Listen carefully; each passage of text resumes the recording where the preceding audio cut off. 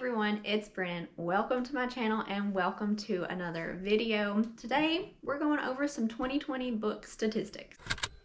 So I just wanted to have a quick chat before we got too far into 2021 about the books I read last year in 2020. So this is kind of like my Goodreads statistics along with a couple other statistics that I think are interesting. So without further ado, let's get into some of these book stats. Also, the sun is like super intense from this direction, so I apologize for this lighting, but we're rolling with it. So in 2020, I read 88 books, which I would not have ever thought was physically possible for me.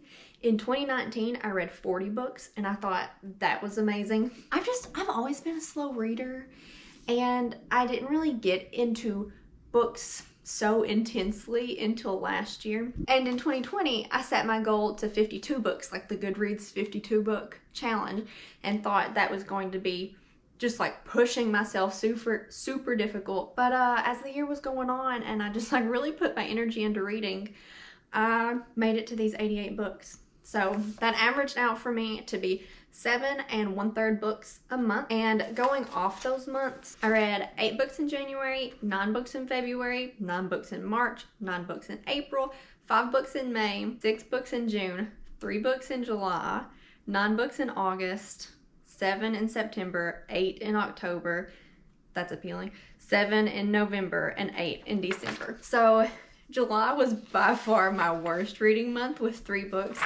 Let me talk about that. I might throw some graphs up here. So Animal Crossing came out in March and I really started hitting it hard last summer. And my amount of time played in Animal Crossing definitely was inversely related with the amount of books I read that month.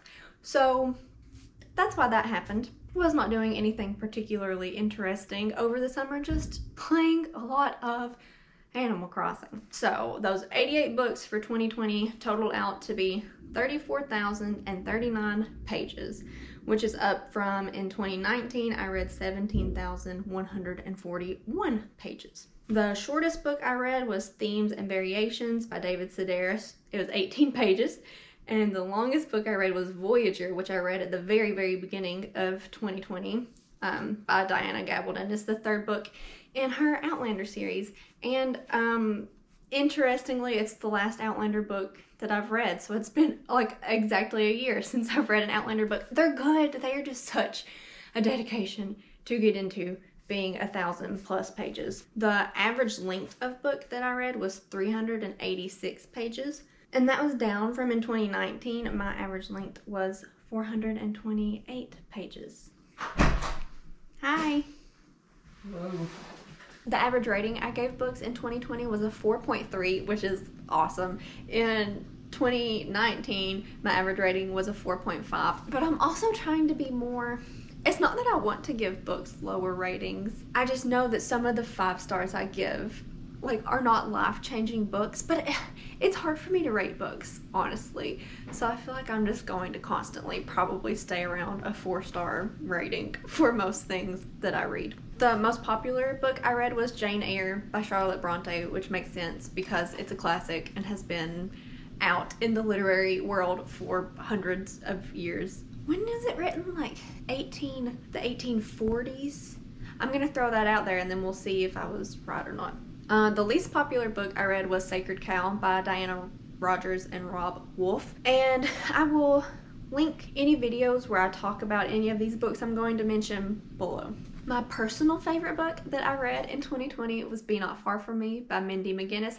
I'm going to insert all of these books just because with this lighting, I feel like it would be hard for you to see the covers.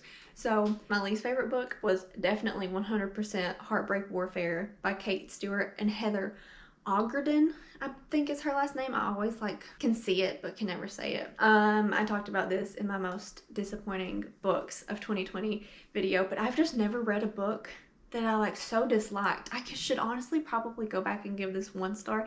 I gave it 2 stars because listen, the writing is good. Kate Stewart can write a good book, but the trope, the plot was just so not my taste. The highest rated book I read was Queen of Shadows by Sarah J Maas. This is the 4th book in the Throne of Glass series and well-loved series, and honestly with sequels I feel like the rating just gets higher, because if you are going to read a sequel to a series, then you obviously most likely enjoy that series anyway. Listen to this though, the lowest rated book that I read in 2020 was Fix Her Up by Tessa Bailey, and it was one of my favorite books of the year. So this is just a public service announcement to not let a book's Goodreads average rating deter you from reading it. Okay, let's talk about some genres. So before 2020, I don't even know if I could tell you that I had read a romance book. Okay, I read the 50 Shades of Grey series when I was like a senior in high school, and that was probably the last time I read a romance book, and that was just because everyone was reading it. But my top read genre in 2020 was romance. I read 27 romance books. Also, they're just so quick and easy to get through. I can read them so fast, and I just found that I really enjoy that in a book. So I read 27 romance books. My next most read genre was fantasy at 19 books. My third most read genre was, I called this history/topics, which is just nonfiction books about specific areas of interest. I read 13 of those. I read 10 biographies, 6 self-development/self-help books, 4 thrillers, 3 literary fictions, 2 science fictions, 2 classics, 1 contemporary, which was Be Not Far From Me by Mindy McGinnis, i.e. I should read more contemporaries, and 1 horror book.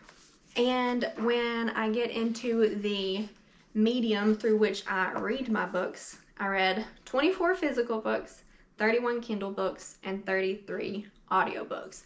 For this year, in 2021, I definitely want to up my physical book reading. 1, because I own so many. 2, because I own way too many. And when we break it down between fiction and nonfiction, I read 59 fiction books and 29 nonfiction books. Those numbers are like so unappealing to me. I wish it was like 60 and 30, but you know, we can't be picky about that. And then I didn't really like break it down into young adult and adult books. I probably read more adult books, but to me sometimes it's hard to personally classify a certain book into a certain age category. So I just didn't worry about that. Let's wrap up this video. I'm gonna go through a list of the books that I think had the best covers that I read last year, because sometimes I can be such a cover reader and I'll kind of comment on some of these, and that just doesn't always work out for me. But my favorite covers that I read from books in 2020 were Daisy Jones and the Six by Taylor Jenkins Reid. When I was reading this, I was listening to it on audio, so I didn't have the book in front of me, and I just kept Googling the cover of the book so that I could see it, because I just loved looking at Daisy Jones' depiction on the cover. Loved that one. Loved Calypso by David Sedaris. It's just like a board, and it makes me think of Plank from Ed, Edd n Eddy, and I don't know, I really liked it. I like the tone of the wood. That's really specific, but it was very satisfying to me. I really liked The Unhoneymooners cover by Christina Lauren, but it was one of my more disappointing books that I read in 2020. I just didn't love the trope. It will be linked down in the description below when I talk about those books, but the cover is beautiful. It's so tropical, it's so bright and yellow. Romance books have really good covers for the most part, especially Christina Lauren books. I love the Kiss Quotient cover. It just has that like really cute, sweet, kind of cartoony look to it that a lot of romance novels are doing right now, and I loved it. I loved the Heartbones cover by Colleen Hoover. It is just the colors. It's the colors and the skulls. I love the pink and the orange and the skulls, and on the white background, loved it. Beautiful cover. I will also mention Be Not Far From Me by Mindy McGinnis. I love the white background. I love a white background on a book cover, and then the mountains in it and like the smokiness of the Smoky Mountains. Beautiful. Loved it. I also loved My Best Friend's Exorcism by Grady Hendrix. Another book that I did not absolutely love, but if you watch my vlog of me reading this book, I mentioned the cover of it way too much. It just has that vintage 80s kind of comic book horror poster look to it, and Really liked it. I also love Daughters of the Lake by Wendy Webb, which I read in the same vlog, and it's just so creepy. It's so spooky and creepy, and the water and her dress floating in the water. Another book that I didn't love, but loved the cover. I also love the Night Film cover, and I took a cool Instagram picture with it because I love, so she has like half of her face on it. I love when like people can hold a book up and like kind of use their face and like take pictures with it. I don't know, it's cool. I like the cover. And it's another book where your, not main character, a character of interest in the story is on the cover, and I just like kept wanting to flip back and look at it. I also love Too Late by Colleen Hoover, but this has had a lot of cover changes. This one is the cover that I like. It's just spacey and cosmic, and it has nothing, to me, I did not find that it had anything to do with the plot or the theme or the tone of the book, but I just really, the cover is very appealing to me in general. Also, the In a Holidays cover by Christina Lauren, just the most festive holiday bright cover ever. I loved it. I would have read this book just because of the cover, but I also do enjoy Christina Lauren. Another okay book. And then I will wrap this up by talking about the cover of The Bear and the Nightingale by Katherine Arden. The American version is beautiful. I love the like cold winter nighttime feel with the little cottage. And also, I think it's the UK edition. I'll insert it too. So pretty. I'm listening to these on audio, but I think if I like wanted to read them in the physical version, I would probably try to find a way to get the UK editions because I think they are just gorgeous. But those were my book statistics from 2020. I hope that tells you something about what I like to read.